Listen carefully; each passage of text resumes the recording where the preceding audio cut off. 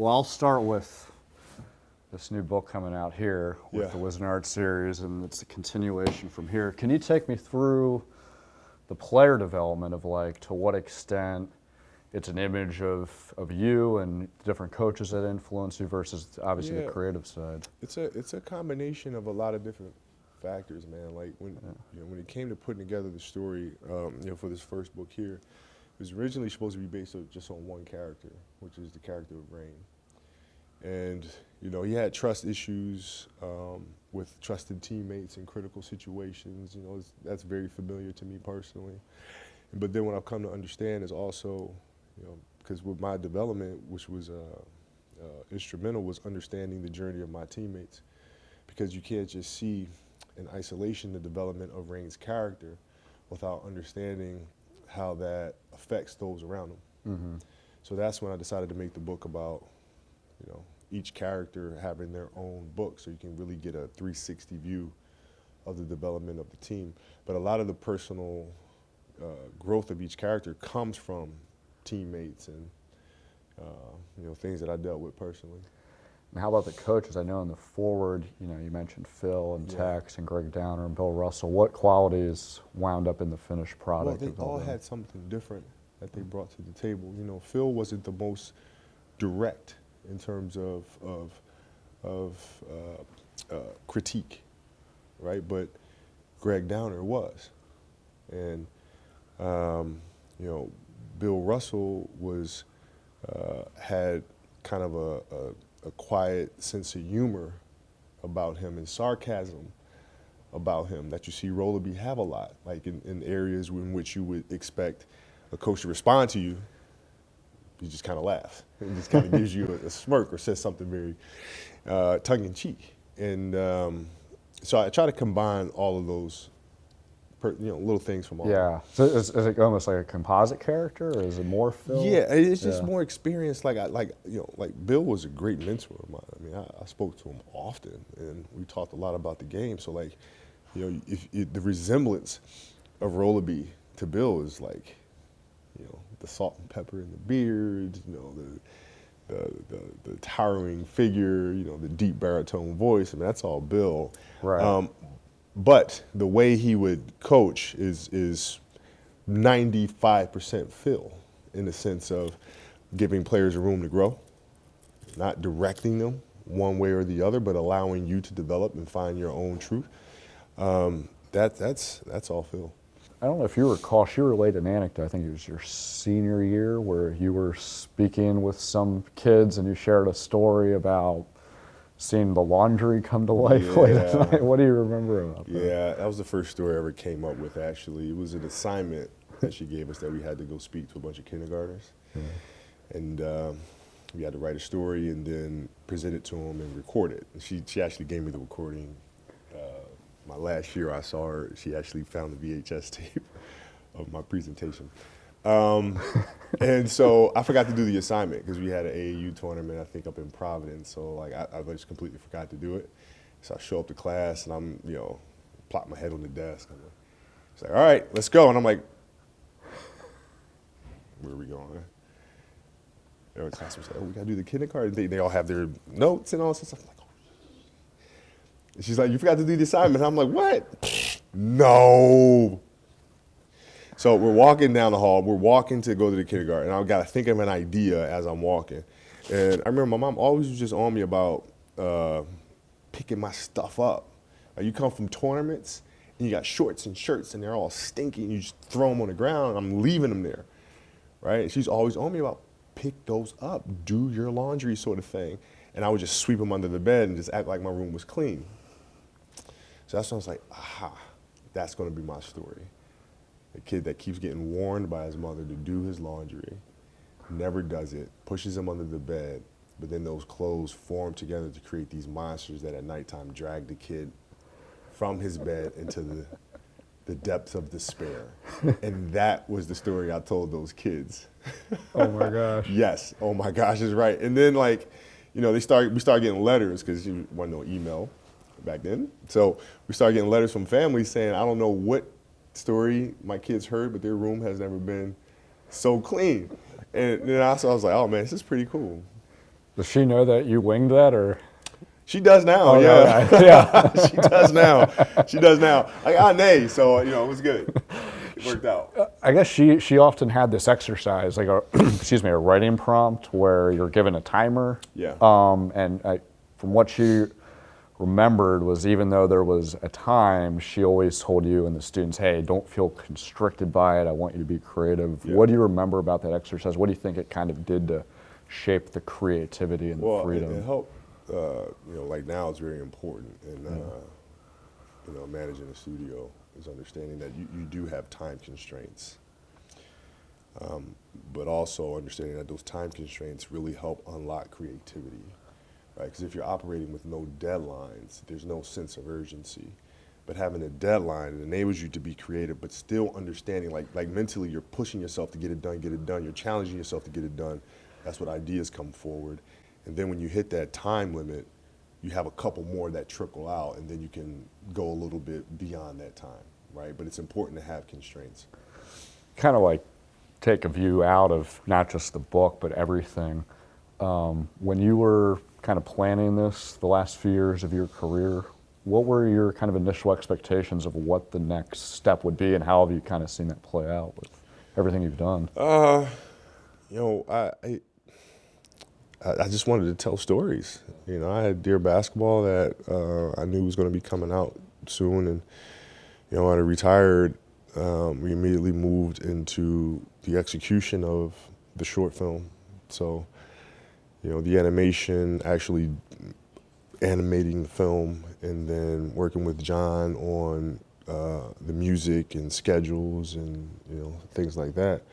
And then from that, I was developing these novels. So a lot of them were still in the outlining stage.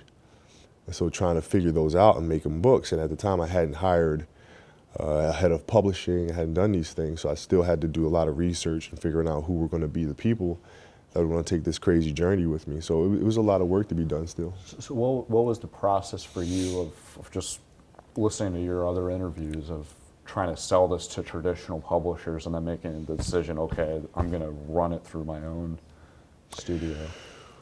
It was a couple things. One, in being just kind of the owning of the intellectual property. And I wanted to make sure that as a company, we had the flexibility to do what we wanted with the books, the hard copies of the books and the digital books. I wanted to make sure we maintained control over that. And then just the actual making of the book. I wanted to make books that were really, really high in quality, especially from in launching the books. I felt like we needed to launch books that were different. And there wasn't a publishing company in the world that would make books of this kind of quality, because it just doesn't make sense for the bottom line. In those first few years, it just doesn't make sense. So I knew it had to be something that we kind of take on our own. Yeah, and I guess point you made is, on one hand, you had an audience because of who you are, but on another hand, there was, I guess, some skepticism because of the newness of it. How did you kind of try to sift through all that? Well, yeah, I mean, it's different. I mean, because the book market is, it's like hardcore basketball fans, man. You have like your few that are really passionate about it, or like in music, you have really hardcore hip hop fans that it's hard for you to penetrate that area. It's the same thing with books. You have librarians, you have people that are seriously into books and literature, and now here I come, and they're like, yeah, okay, another celebrity is like trying to do a book, that's cute, sort of thing. And it was important to get writers that were established and editors that were established and like really love what they do, and that helps a little bit within the industry. And then them seeing the passion for the books that we make and the stories that we tell, and over time, they can see that we take the art very seriously. Yeah. So where would you rank these trophies that you have behind you?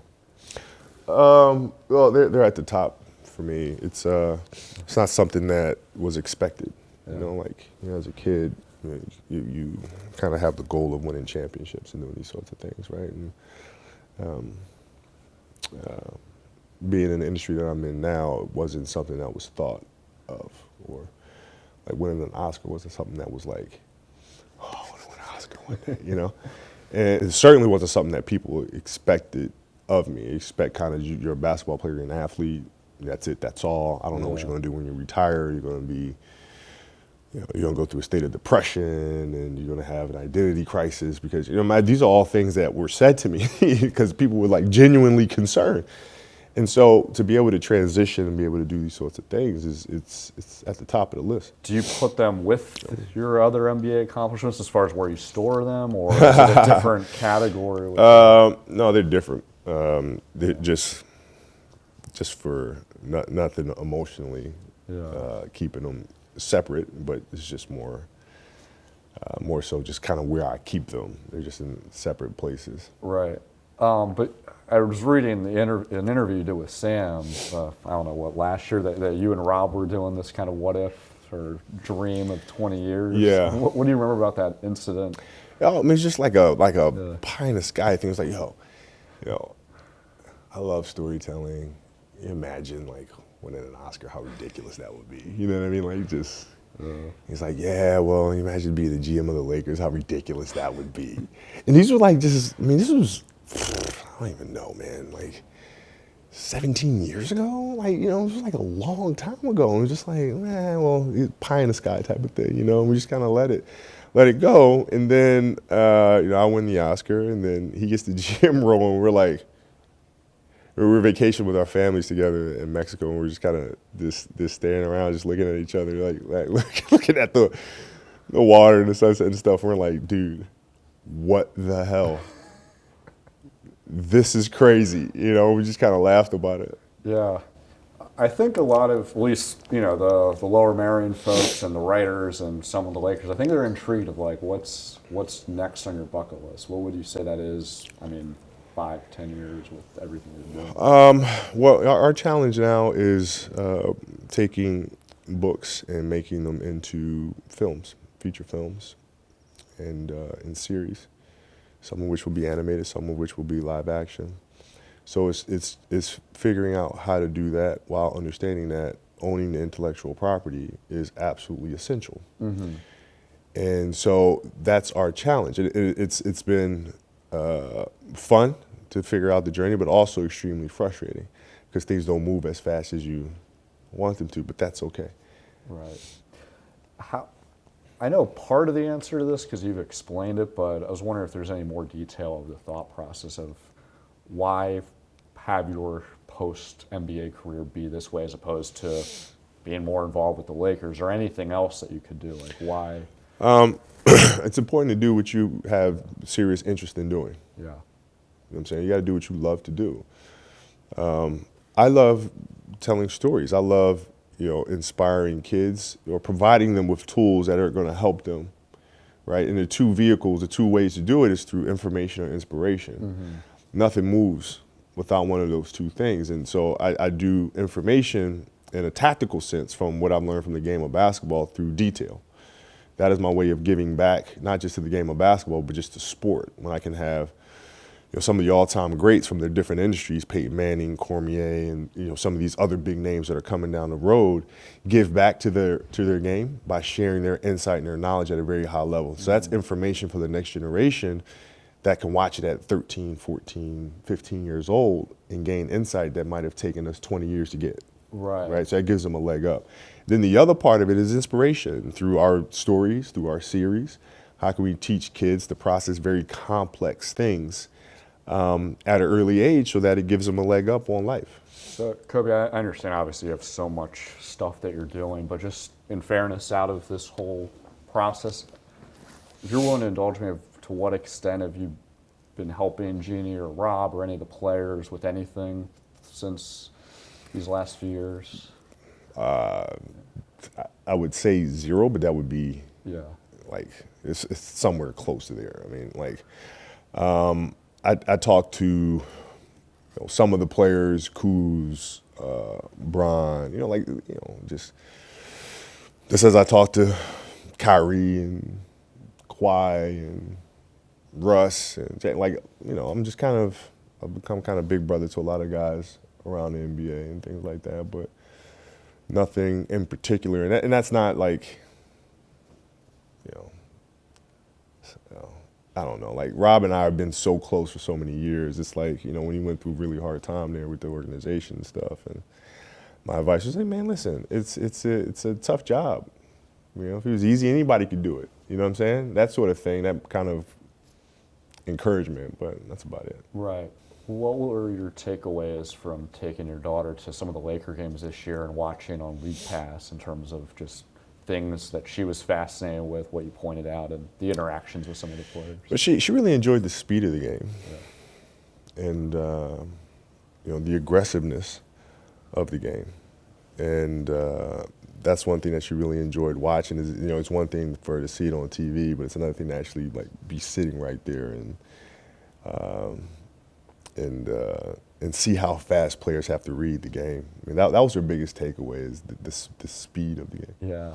What were her highlights as far as any certain players that came up?